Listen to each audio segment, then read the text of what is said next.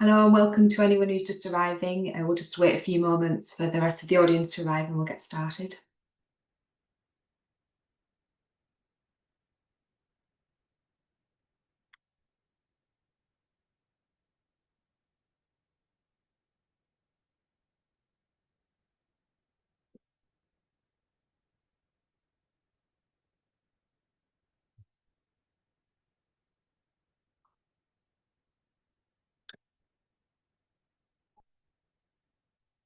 Hello, my name is Sarah Ray and I'm an editor at Global Government Forum.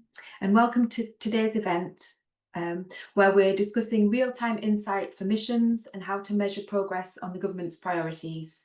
As many of you attending today will know very well, the UK government has set out 5 key missions and a plan for change that outlines the milestones it aims to reach by the end of this Parliament.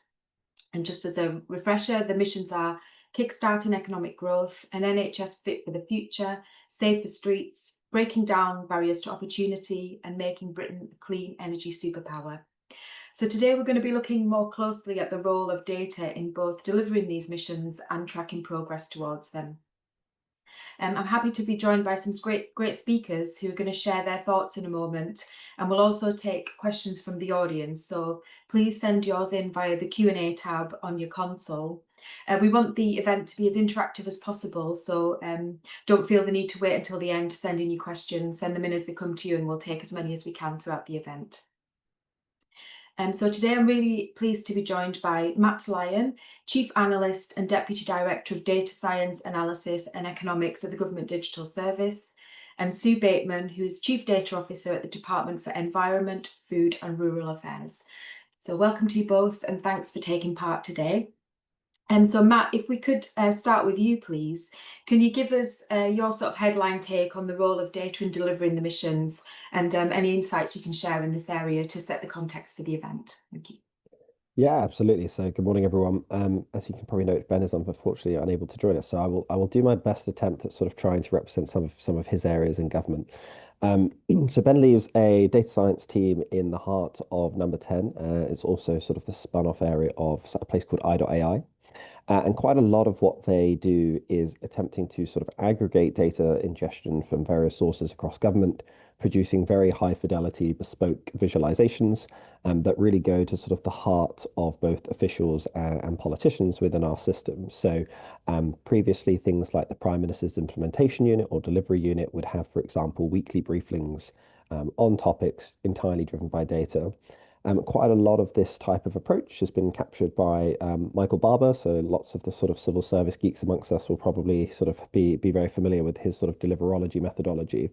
Uh, and none of that has really sort of changed a tremendous amount over the last decade. It's very much still very much been embedded at the heart and the beginning of the center. So quite a lot of that is essentially trying to create a really sort of performance-driven delivery methodology with data. So the missions has just provided a new opportunity to use that sort of same methodology on different topics. So for all of the things that were just mentioned by Sarah there are several sort of ingestions of different data sources, as I say, sort of bespoke visualizations, and then regular sort of reportings on those topics. So that might be, for example, things around police and crime, NHS waiting times, and even leading indicators of where economic growth might be going. So ONS, for example, has a lot of what they call nowcasting, where they can try and predict future economic indicators using more real-time data sources. Some of the things we saw, for example, in COVID around this was like using shippings data or ports data on transport of trucks and things to this effect to try and look at, for example, the impact of imports and exports. Similarly, some of the metadata around how users use sort of pay on their phone and card payments tries to look at where sort of the stimulation is happening in various different parts of the economy. So these are examples where you can try to use maybe less traditional economic indicators, but to try and track one of those really important missions. So I think that tries to give a little bit of a flavor of what they do. They do have a tremendously large amount of useful tools. One of them is like called Rapid, that's open source, and that's one of the sort of Python modules that they've created for ingesting data, and it allows users to basically log in, upload a CSV, it does some data validation, and then you can sort of attach that to one of the pipelines. And I know that they've been excellent at creating those, and that really tries to remove some of the manual process as part of it. So that would be my best attempt at trying to articulate it, what Ben might have said without a less demonstrative demo.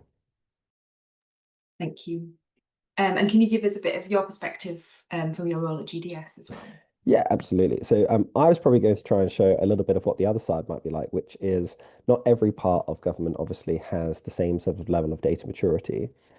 So our experience, just to provide a little bit of context, is so we used to be part of a place called the Central Digital and Data Office, and that sort of led the digital function across the whole of government. And quite a lot of that involved from running the central analytical team, collecting data from multiple sources across a huge array of topics. And some of those topics weren't things that really lend themselves that well to real-time data. So, for example, we care about everything in the digital domain. We care about things like the workforce composition, skills, cloud adoption, legacy remediation, digital services. Whilst things like digital services might be useful to sort of track in real time, things like the workforce probably aren't moving in real time, right? If you think about things like churn rates and skill uptakes and things like that. So there's a couple of learnings that we sort of gathered from this process. So to say, not everything is really able to be real time, partly because of the use case, but also partly because of the maturity across the organizations that we're ingesting data from. So we still see a lot of departments that are constrained by some of the foundational things like legacy systems, which is really hard to get data out of, and funding and resource to sort of prioritize these things, general sort of lower data maturity or digital skills. And I think all of this goes to sort of show the value that comes from laying those data foundations and sort of implementing government's approach when it comes to their sort of strategy for the digital function. We still see lots of organizations that default to sort of manual data entry, very human focused processes, email commissions, spreadsheets, things to this effect. And again, sort of teasing what Ben probably would have talked about there, what we have been able to do our side is really sort of automate a lot of these pipelines. So we have tried to take on as much of the burden as we can for those entities and built a number of tools basically to create an end-to-end process that removes humans. So lots of this can be reused by lots of the organizations across government. Gov.uk Forms, for example, is a service that allows you to create a sort of really simple interface to be able to collect data, and that's really easy to as I say, ingest. The Rapid tool that I've already spoken about is another ingestion tool. And then we've used whatever sort of cloud service is available. For us, it's AWS, but basically sort of reproducing the pipeline of analysis in that user interface. So what that means is that we don't really have someone going through a spreadsheet and sort of manually checking data. You know, we are programmatically interacting with the information, end-to-end producing the analysis. In some instances, even sort of using AI and an LLM to try and produce a bit of a report there. So that can really help kind of do the work once if you know that this is an ongoing reporting process to remove the manual process and hopefully sort of save efficiencies for the government there. And I think the final thing that's really useful to touch on is like all of this sort of discussion is essentially around performance management. And data is sort of only one part of the picture there. So I think it's really important to understand like a really strong theory of change. So like the sort of almost foundational aspects of what one is really trying to monitor here. Similarly, like how do we genuinely know that we will be able to measure that? So looking at genuine leading indicators that would fit that theory of change. Obviously, having the data like in a really strong maturity matters and all of the visualizations associated with that. But I think the other thing that also often gets overlooked is like, imagine we have perfect data, imagine we have perfect reporting. What is our intervention or what are we going to do with that information?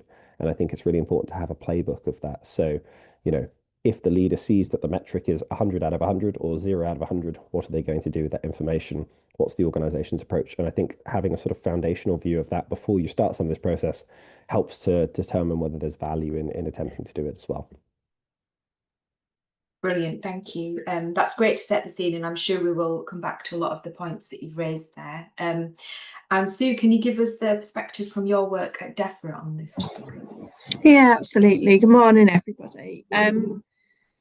So until a year ago, I was working alongside Matt and Ben in the centre, having worked there for a number of years. And just over a year ago, moved to DEFRA as the first Chief Data Officer to bring some strategic direction to how DEFRA as a group uses data and information more effectively. And a lot of what Matt has described about the activities of the centre and going about things are certainly useful. But what I've found, which I think is probably true of lots of you who sit in organisations, is what really struck me was how federated and complex DEFRA was as a system almost, not even an organisation, but that there was a high ambition around the potential for use of data, certainly after the general election around missions, to achieve different business outcomes, but not really a way of going about it.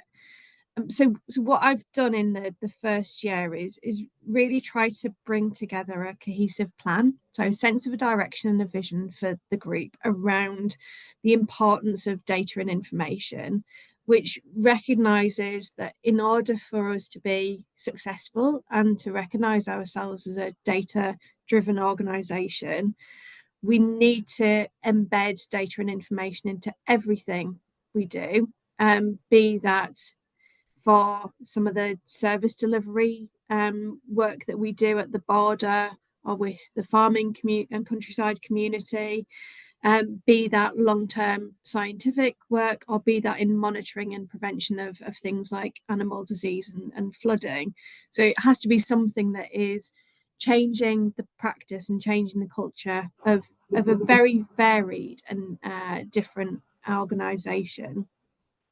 So what we've done in that first year in thinking about data, real time, near real time, quality being important, is put together a 5-year roadmap with an annual plan. We've done things like started to create a community to share best practice around that data, and put in some governance and started to identify our key assets. And just coming on to the particular topic for today that I think we'll go into in a bit more detail is, for me, and I think Matt's described this, some of this is about kind of performance data for us in a DEFRA context, but I'd say that trustworthiness, accuracy, reusability and interoperability of data, regardless of whether it's near real time or real time or not, will depend on the context, and that I think is true of lots of organisations. So certainly in terms of delivering the missions, but also our Secretary of State priorities, there are some things where we absolutely need real-time or near real-time data. Delivering the customs service at the border alongside other organisations requires accurate, trusted, real-time data. Similarly, in terms of some of the work that happens around monitoring animal and plant health and preventing that disease coming to the UK, requires near real-time quality information that can be quickly acted upon, and also then in the UK, ditto for things like flood prevention and management.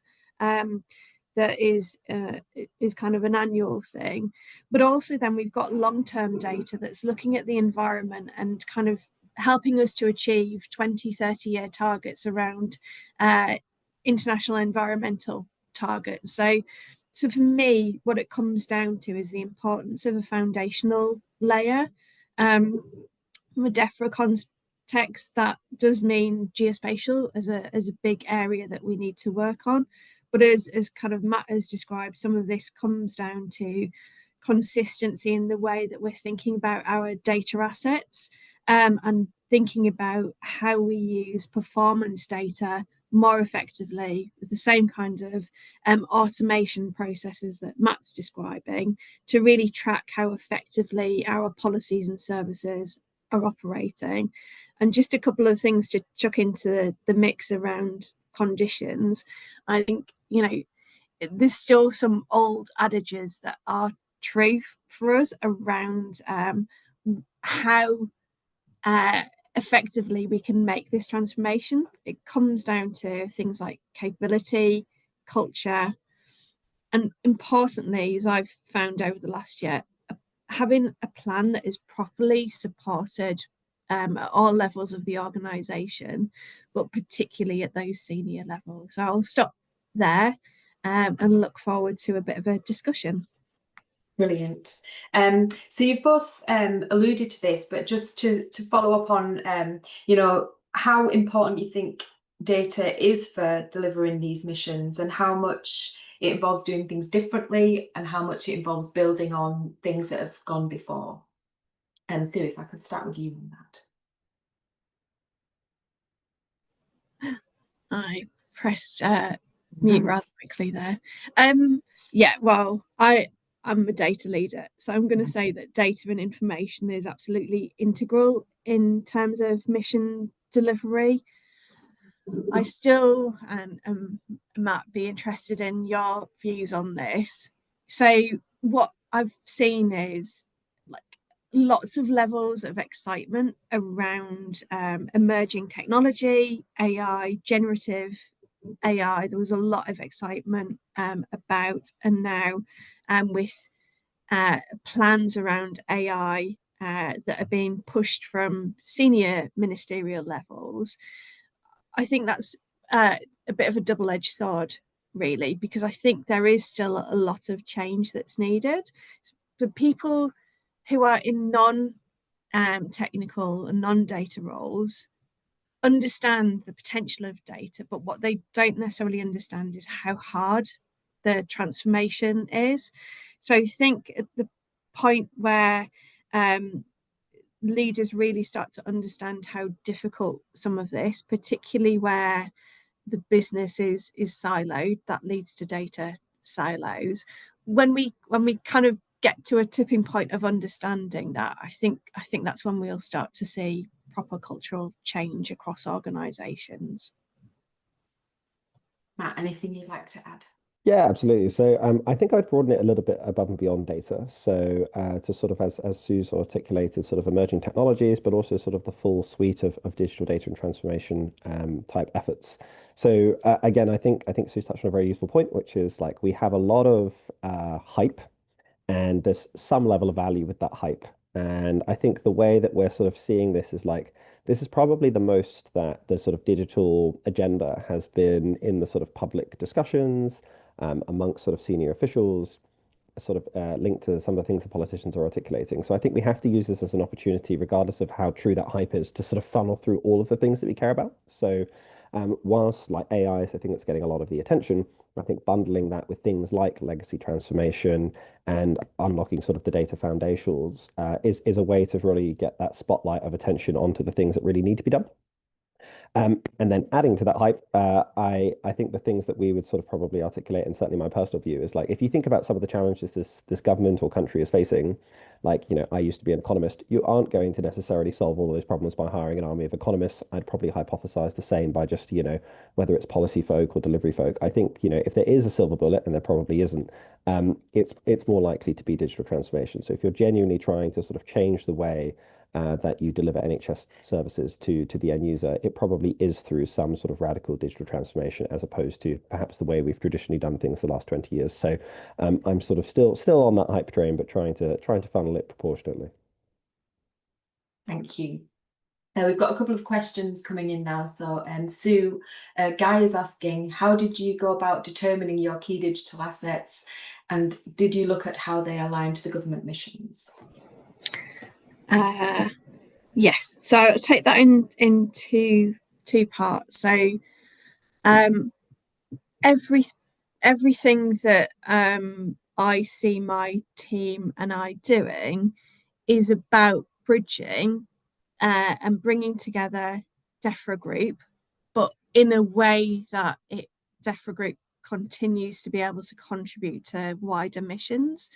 So in a really simple way, what that means is, from a data strategy perspective, there's a really clear line of sight and a thread through from the GDS roadmap and the future roadmap as well, and the various really key initiatives around like data ownership and data quality and the essential shared data assets and the data marketplace, national data library, all of those big things. There is a line of sight then to what we're doing.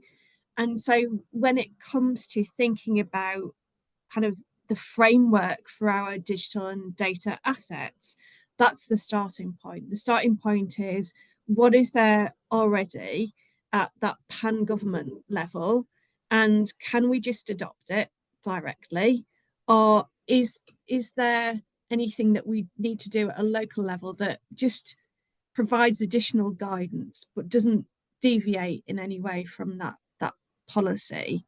And so that's part one of like how we're aligning to those the missions from a data perspective. That's the framework for everybody. Then on the kind of key assets, well, we're focusing over the next 12 months or so on the foundational things around digital assets. So what we can't do is say to everybody, halt all of your work, because it's not quite how we would have gone around designing it. There's things around different design authorities that we need to re-establish, but things need to continue to happen. But there are three things that we see as being absolutely fundamental that have come from development of the strategy. That is, do we know what data we've got? And is there a mechanism for people across the group to be able to easily find and discover that data? Is there an easy way for them to understand those data assets? Then have we also making the data available with different tooling and technology to be able to do evaluation or to create predictive work around AI for peatlands and various other things, performance management? Have we got somewhere that we can use to develop and draw insights from and make decisions, ultimately informed decisions? And then as an organisation, we've got a very strong open science ethos, but also we've had a tradition of open data. So have we got somewhere where we can make the data available, in a lot of cases openly available? So those are the three bits, and those are the digital assets that we're focusing on this year: building a new enterprise level data catalogue, and then scaling up strategic assets that we have already around data science and data analytics and our data services publication platform. Thanks. Matt, is there anything you'd like to add on that about departments determining their key digital assets and aligning them with the missions? No, I think Sue pretty much covers all of that. Only just to advertise that, like, obviously, as Sue's already articulated, there are some assets that we're trying to sort of produce at a whole government-wide level, and the idea is that they can hopefully be sort of adopted relatively easily in an applicable way to all of those organisations. So we just encourage you to reach out if you're unaware of those, or to check out the sort of blueprint that's already been articulated. Thanks. Alison is asking about how we can bring data more effectively into our evaluations, so that we're making the best use of what we have and using that to generate insights into our impact. Sue, could you tell us a bit about how you're thinking about that and using the data to evaluate what's working? Yeah, I think Matt is probably the maestro on this if it's around kind of evaluation of stuff. We're in early days in terms of putting in place the mechanisms to think about evaluation of the strategy. But as an organisation, I think we're also on a journey in thinking about evaluation more broadly. I think for me, what we're particularly trying to do is recognise the importance of data and information through the life cycle. We've not cracked it yet. There are some areas of the business that are starting to do this more than others, but by that I mean sometimes in some of our policy areas we're using data and analysis to inform submissions and inform policy, but we're not thinking through that end-to-end policy through to delivery.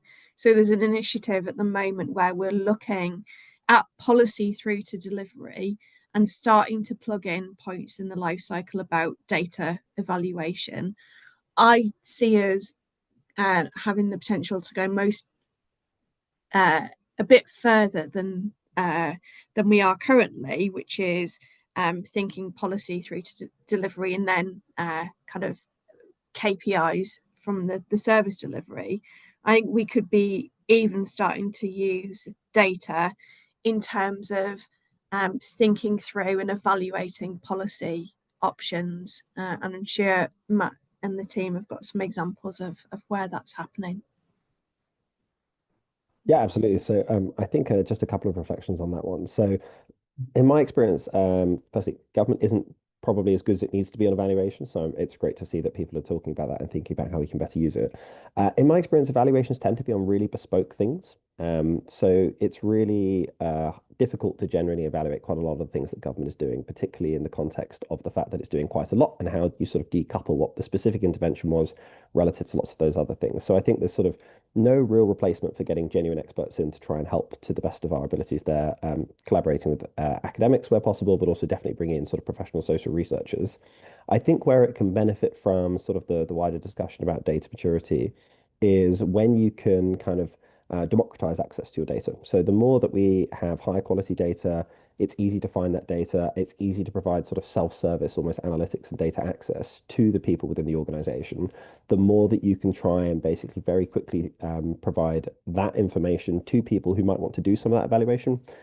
So I think that's probably the best way that we've seen that sort of feed in. But I don't think there's any real replacement at this stage for government in terms of having sort of dedicated resource to do that. Amy is asking Sue about opportunity to share insights. So she's from the GDS service transformation team, and she's asking about opportunities to share insights for mutual benefit. What kind of forums are there to do that, or is it a sort of one-to-one basis at the moment? Yeah, so I kind of read the question, Sarah, is about that Amy and the service transformation team have been working through the Top 75 program with a lot of different agencies and plans around how we're incorporating some of those challenges that are out in the business. So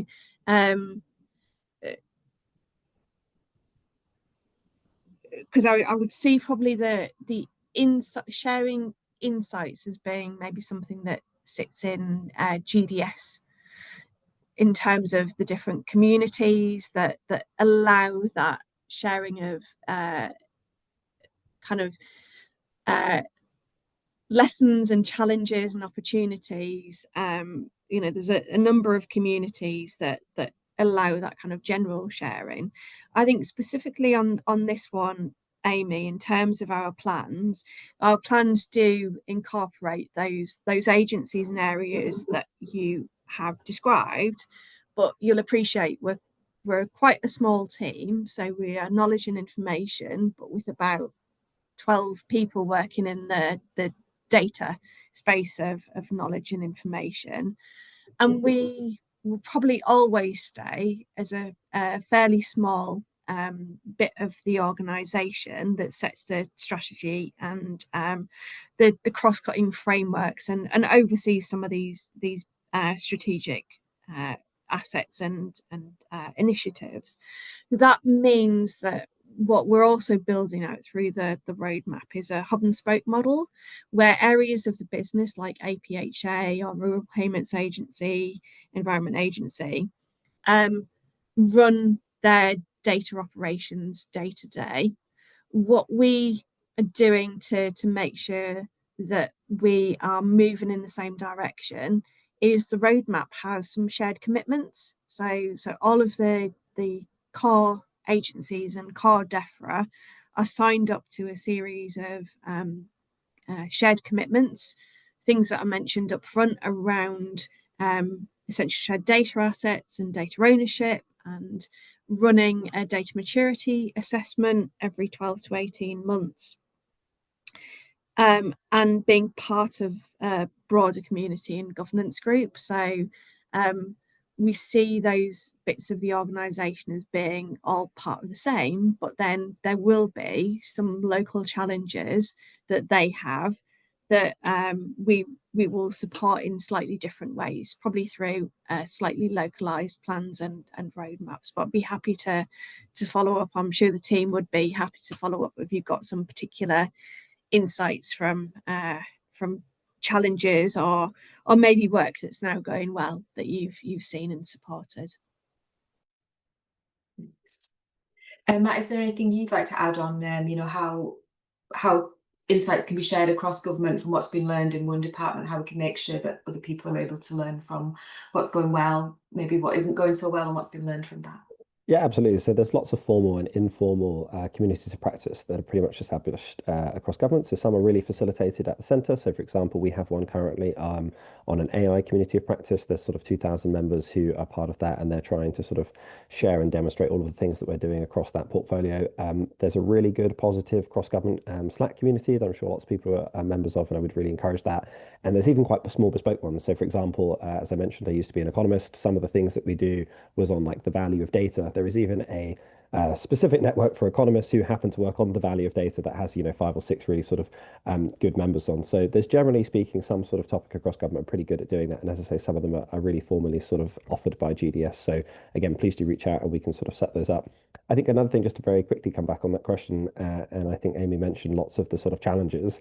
I think it really does go back to some of the cultural aspects of some of these organisations, not specifically the ones in trade, but across the sort of long tail of government, is you do see these organisations where it just doesn't feel like they have embedded the sort of performance management or sort of data-driven insights approach really at a senior level or even across the organization. And I think that's one of the sort of biggest barriers that needs to be tackled before we can think about sort of doing this at tremendous scale across government as well. We have a question from Agatha about issues around data sharing. So the legal restrictions, how these have been resolved. So just to put up more generally, how are we getting on around sort of data sharing between departments and things like that? What are the challenges there? What needs to change and what progress is being made?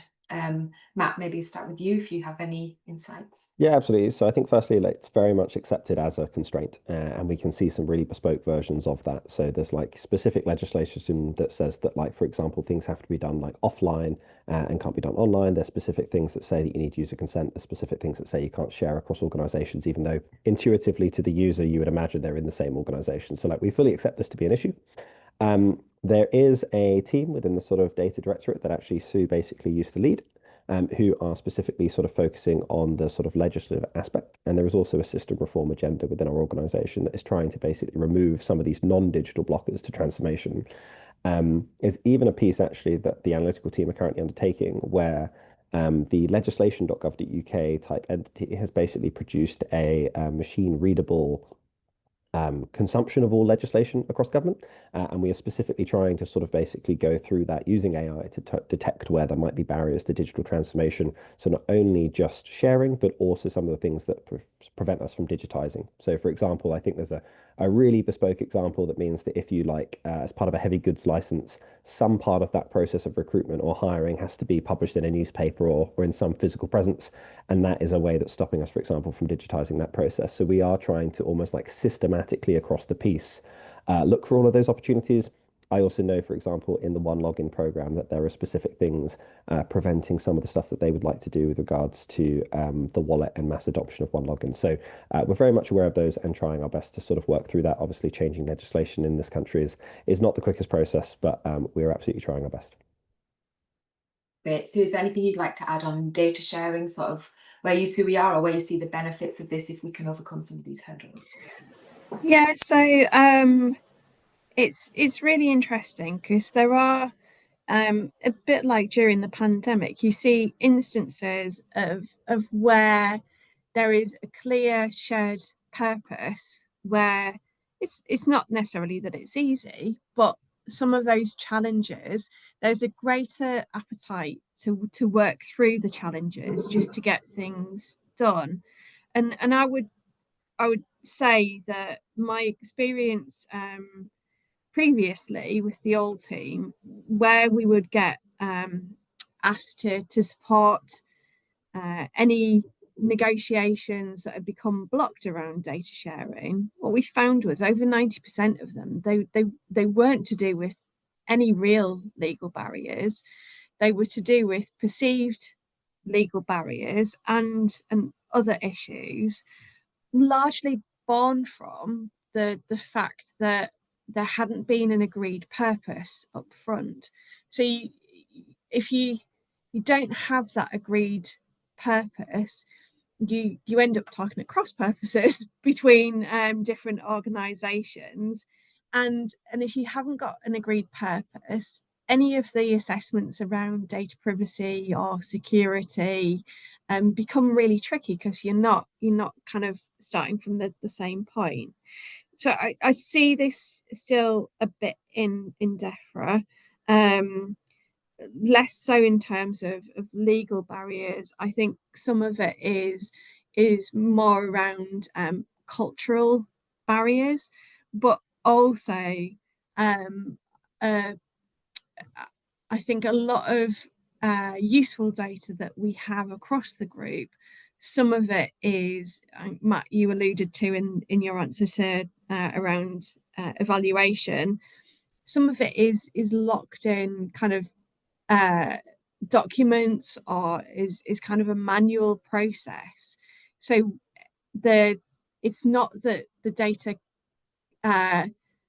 people don't want to share the data, it's that they're not collecting it in a way that makes it easily kind of easy to share and easily digitized.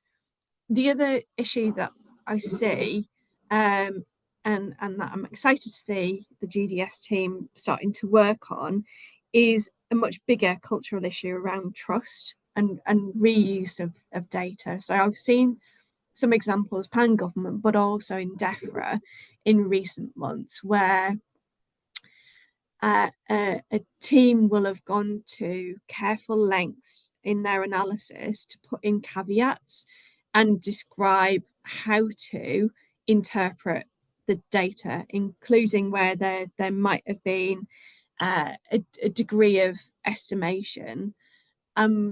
They will have seen some of those descriptions and caveats that gives the context to the data and the analysis stripped away, and then figures given that because they look exciting to ministers or senior leaders.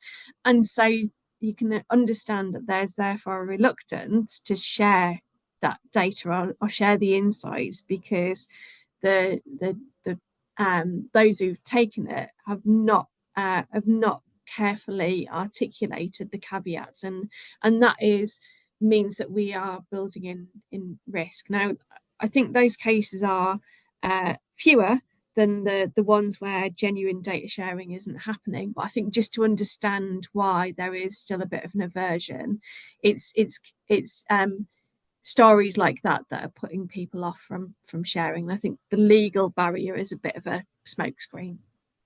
Excellent, thanks.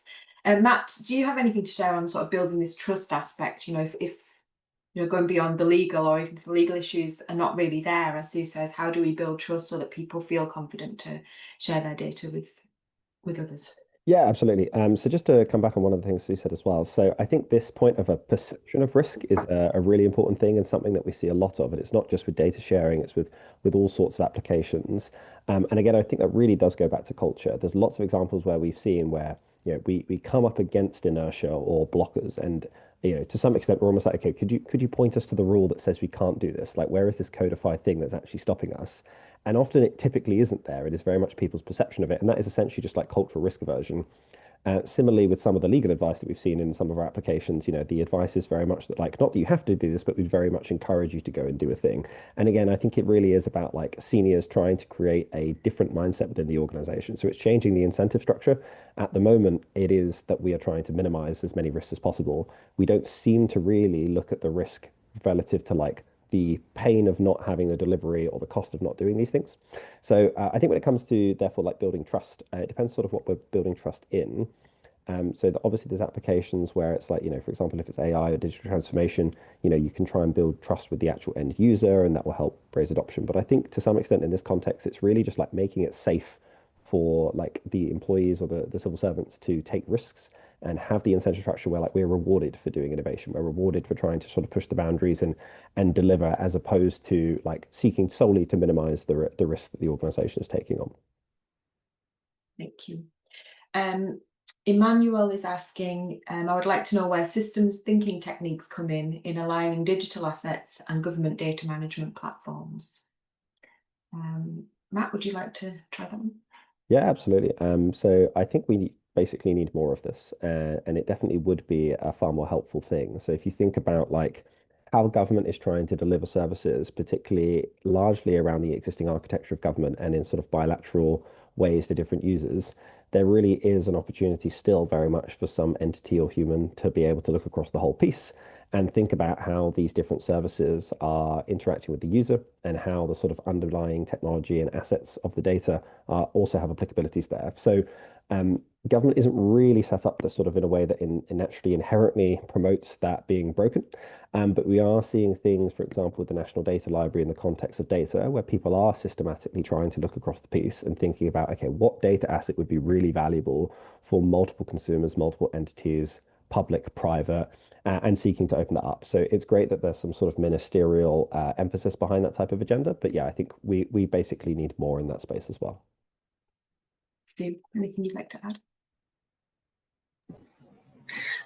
Yeah, I'd agree with that, and I think as an organisation, we are about to undertake some work at the moment around broader organisational change, and part of that is going to be excitingly bringing data and information to the table as a kind of advisory and design authority alongside other aspects of the organisation. So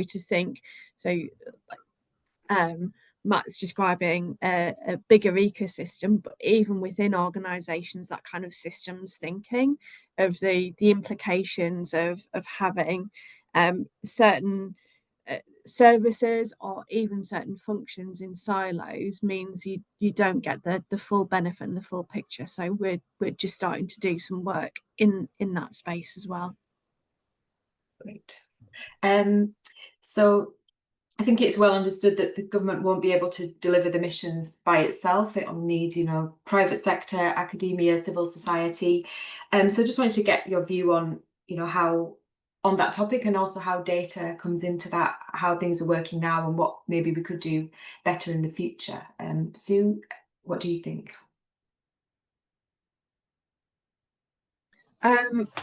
Yeah, I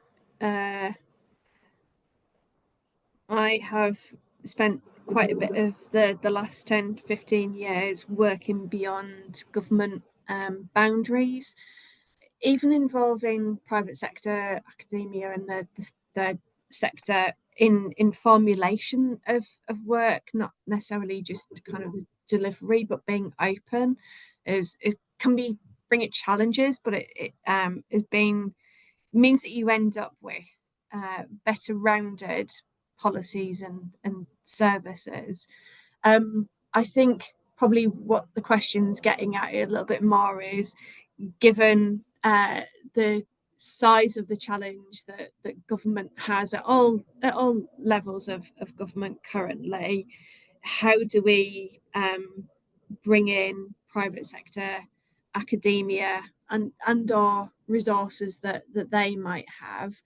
So, and one of the things that we're thinking about is precisely that, around the development of facilities to make our data and information available.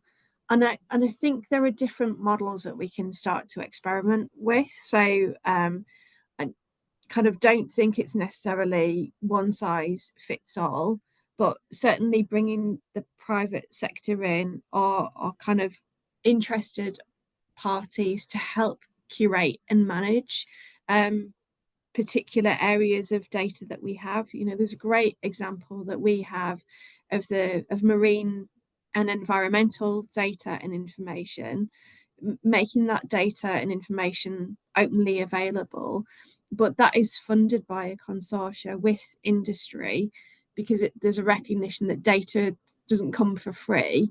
And so to invest in making that data Q-fair and available for reuse, we've sought a different model in terms of private sector investment. And similarly, there are some interesting research environments that have got kind of funding through UKRI, and with academia playing a strong part in that also demonstrate the ability to think about how we're using data in different ways. And obviously there's different conversations about actual service provision, but yeah, those are just a couple where I see it being beneficial. Matt, what would you like to share on cross-sector collaboration, particularly around data? Yeah, absolutely. So I think the macro answer is very much around sort of the open source of data and as much sort of transparency and open source of ideas and code bases where possible as well. I think the example that people often sort of refer to is around, for example, TfL with some of their open data success. I think the story that I really enjoy from that specific example is that created this sort of ability for an app like Citymapper to exist, and that's quite useful for the users. But pre-COVID, they actually started running their own bus service. So they basically were able to look at the demand from their sort of users on the app, look at where they were being offering, spot the gap, and basically stood up a sort of night bus, I think specifically around like Shoreditch or Brick Lane or something to that effect. I think it's a really good example, just like it's relatively costless for government to open up their data, and a service that wasn't specifically being delivered by TfL or a local authority was sort of being then delivered by a private sector entity. You know, you're growing the economy, but you're also delivering public services. And I think that's a really good case study about how that could be used better. In a sort of a micro level or a more local level, we found tremendous success and openness from collaborating with academics. So there's more formal programs. So the Imperial University in London does a sort of AI policy fellowship, which specifically tries to present civil servants with an opportunity to access some of their experts in that department, and that's a really fabulous scheme. But also informally as well, we have a couple of academics, both from Imperial, UCL, and Bristol, who's like helping us work with some of our analytical piece entirely in a voluntary capacity. They usually are very, very proactive about being open to discuss approaches with government, and they really do sort of see the sort of branding of the Centre and Cabinet Office, for example, as a really powerful collaboration tool. So I think, you know, I would just be encouraging people to try and reach out to academics where you think would be appropriate, and generally they're very generous with how they allocate their time. Definitely. And as you mentioned, TfL has had a lot of success with its open data program, but some other instances there hasn't been as much maybe innovation with the data or uptake as people would have hoped. How do you think government can get private sector, civil society, academia excited about the possibilities of this data and how it, you know, and contributing towards the missions?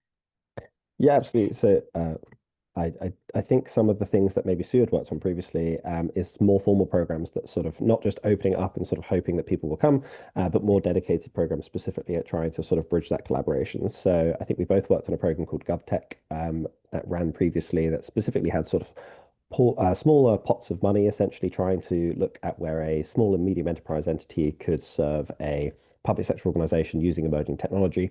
And you got some really cool collaborations out of that. You know, there were sort of firefighting drones and putting cameras on road sweepers to like map potholes and things like this. So it's a really creative approach, and I think with some great results there.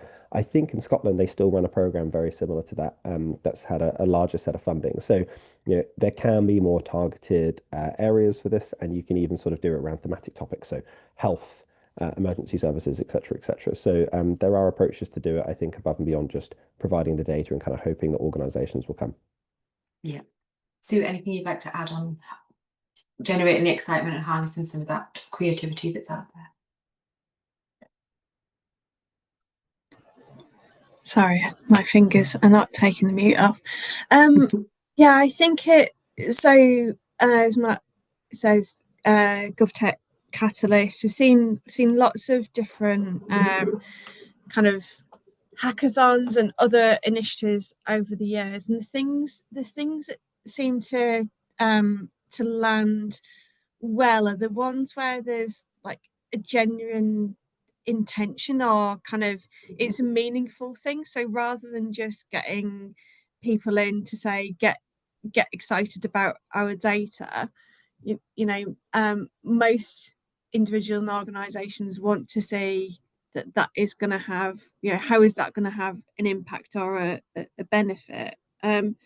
Interestingly, last week we had a first experimental roundtable hosted by Tech UK with a number of industry organisations, many of whom are working with Zephyr already, some more in an advisory capacity on some of our standards boards. There's 20 odd organisations, and part of that was to talk about how we're working together, what the direction of the roadmap is, to get them some understanding and be open about what we're doing, and to spark a conversation that I hope will pick up in the coming months around, well, what could we be doing together?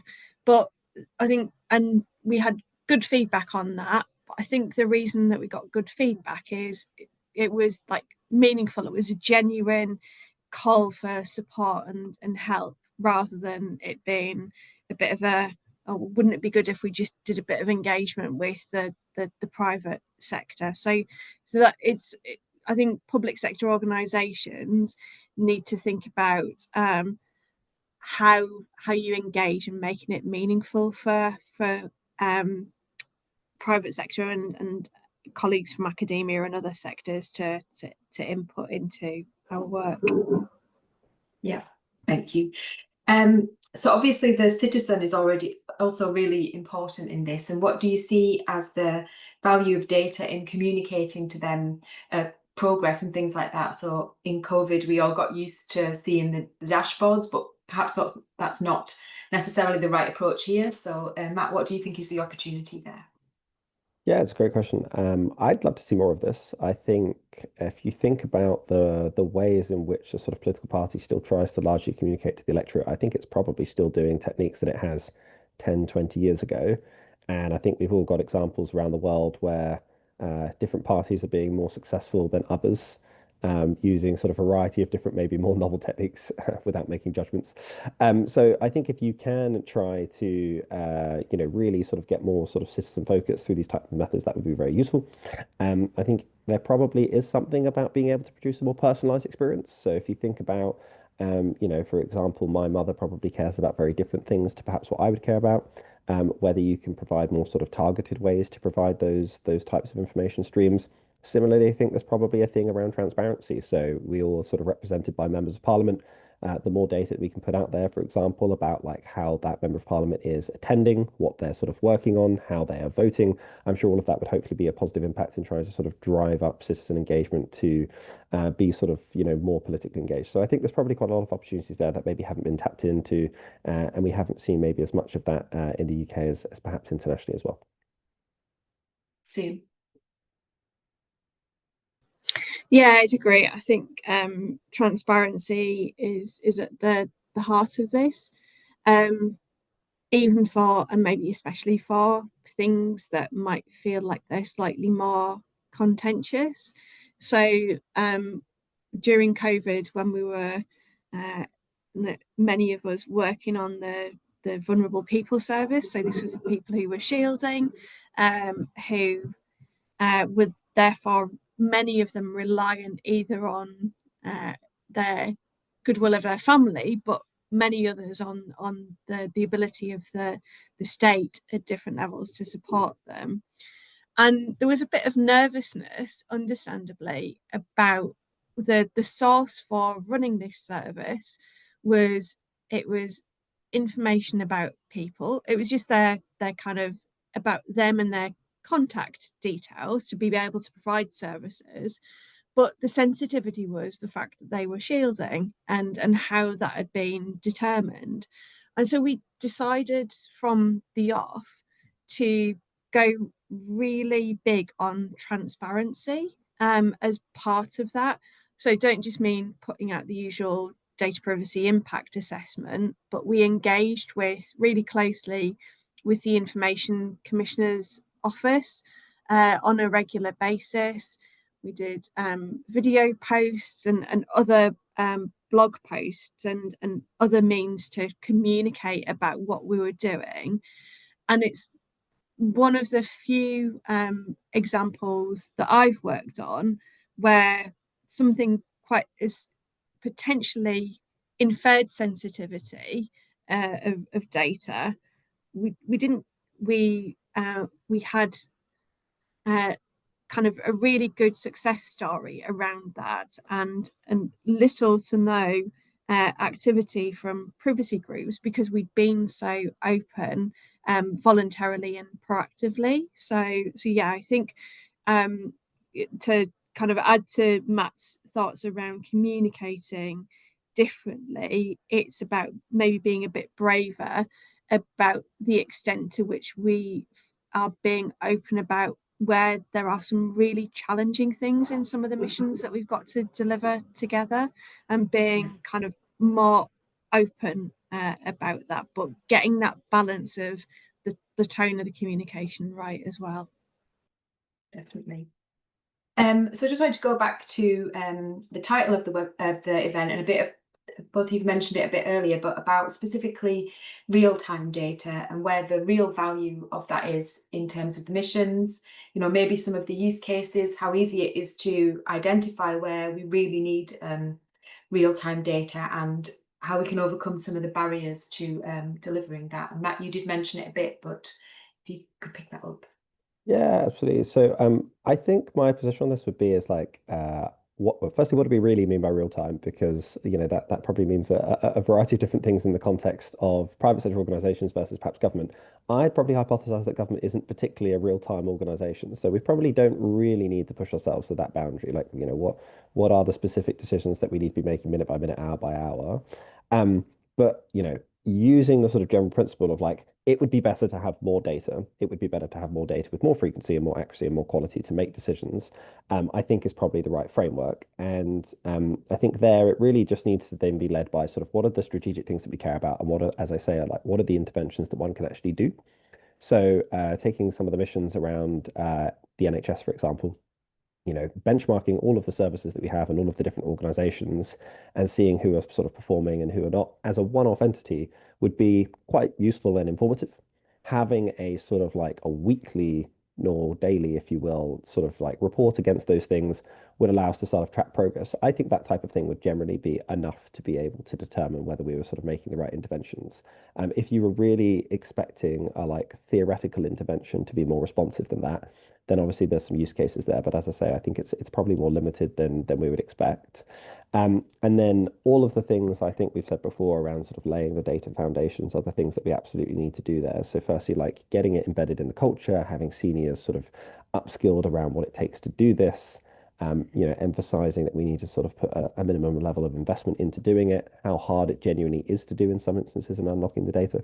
And as I say, I think quite a lot of the things that government wants to do often tend to be very bespoke, and therefore it isn't necessarily that we just have this data sort of sitting around and that we can sort of instantly unlock. It's quite hard sometimes to generate it because of the sort of bespoke intervention that we're trying to do. So there's probably some piece around really upskilling everyone about what it really means to do this, how hard it is, how to do it well, and therefore how to prioritize where we're doing it because of the effort it takes to do so. Definitely. Sue?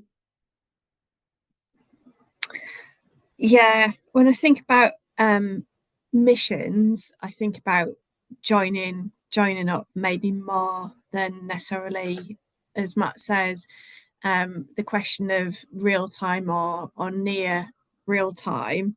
And by joining up, I think we're kind of both coming back to this same point around it's not just the data itself that we're talking about. It's about the way that we work across organizational boundaries, and understand that if we want to move to a world where we can easily access and reuse data, and we've got the systems to underpin that, we need to think less like policy humans that we are, and think more in ways of how do we simplify some of the things that we've got so that we can interoperate more effectively across borders.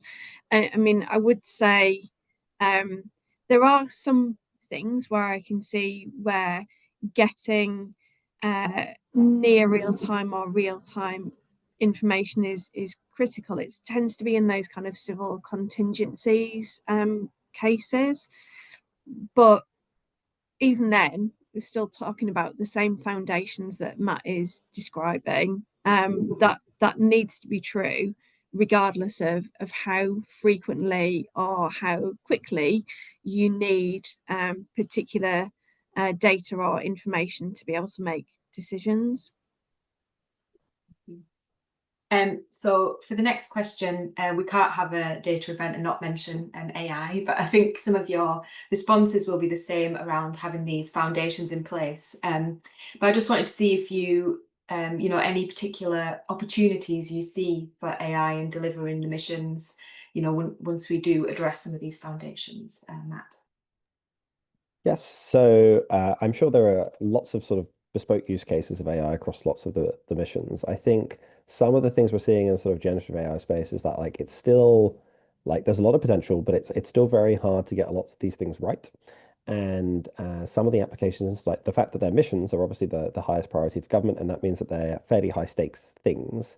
I think some of the things that we would perhaps suggest is like focusing it in perhaps a bit more of a benign use case. So there's quite a lot of administrative processes that government does internally, for example, that aren't system facing, that could really benefit from some of these AI use cases. There's also the sort of general co-pilot productivity tools that can be available to most participants. So I think those would be some of the things that we would be perhaps channeling people towards. Because as I say, the bar is really high to get these right. So everyone absorbing some form of productivity tool, whether you're coding, whether you're working in sort of Microsoft 365, trying to embed those into your general ways of working. And then I think some of the big use cases are, as I say, in our sort of administrative processes. So things like case management, which are perhaps quite a sort of manual, burdensome process for government and aren't necessarily system facing in the sense that there isn't a risk, for example, in a generative AI space of things like hallucinations creating, public sort of trust elements for the government, and also some aspect of like call center and contact center management as well. So this is a really big part of government's efforts and expenditure. Those processes can generally sort of be sped up by opportunities with AI.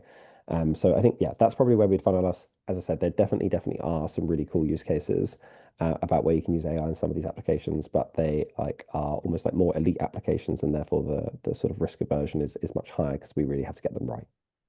Yeah. Sue? Yeah, all of that. And I'm also starting to see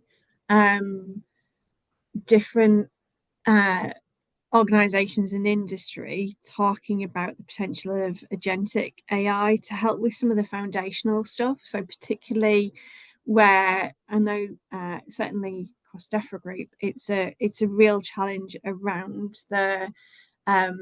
the quality of our data assets, and particularly around the metadata recording that we have, and starting to think about whether we can use AI to support predicting and filling the gaps in some of the foundational stuff. I think is quite interesting. I see.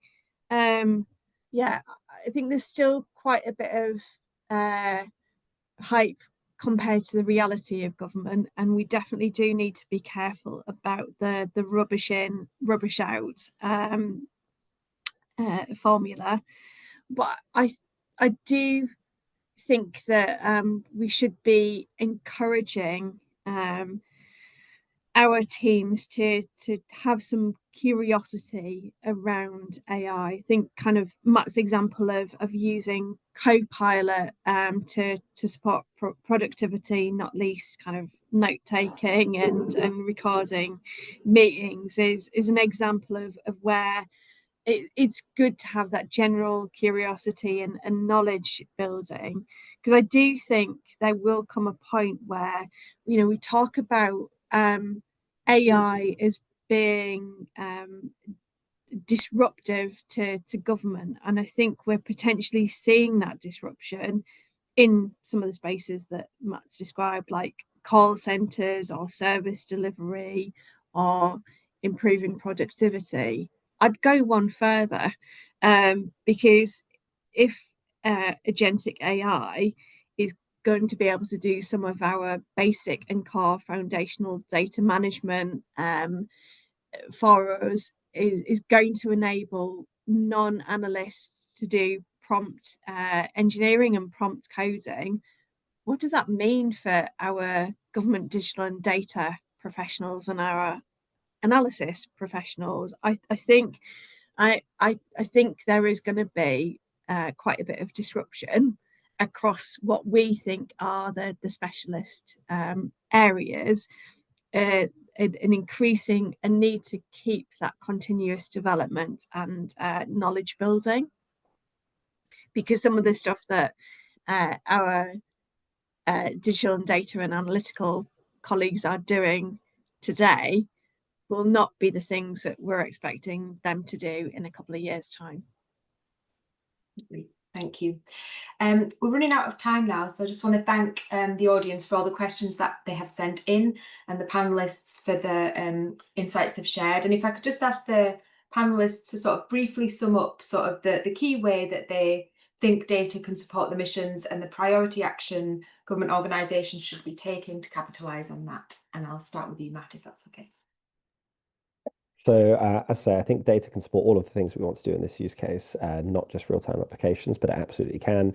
And I think some of the things that we can start to do, like for a semi-free way, is really starting to sort of embed that in our culture, trying to sort of personally champion it for all of us, trying to sort of highlight to seniors that this is a really important thing to do. So I think the more that we can advocate and talk for it is probably the freest way that we can do to try and sort of drive an agenda on this. And then, you know, if there are opportunities through spending reviews to get resources to do the sort of foundational aspects, then I'd really sort of be trying to embed all of the things that are outlined in the strategy to lay the data foundations to get access to this as the years come. Thanks. And Sue. Yeah, brilliant. Data and information need to be at the heart of everything we do as a government. I agree with Matt. We need to continue to focus on fixing some of the foundational components, but I think for anybody who's on the call who is a digital or data professional, we need to meet the business, and we need to be able to articulate why data and information are so important in a way that resonates with them. So it has to be what we're talking about needs to be grounded in business outcomes. Thank you so much. That's a great summary from you both. So thanks again for being with us, and to the audience, we'll send out a recording after today's event and hope to see you again at future events. Thank you.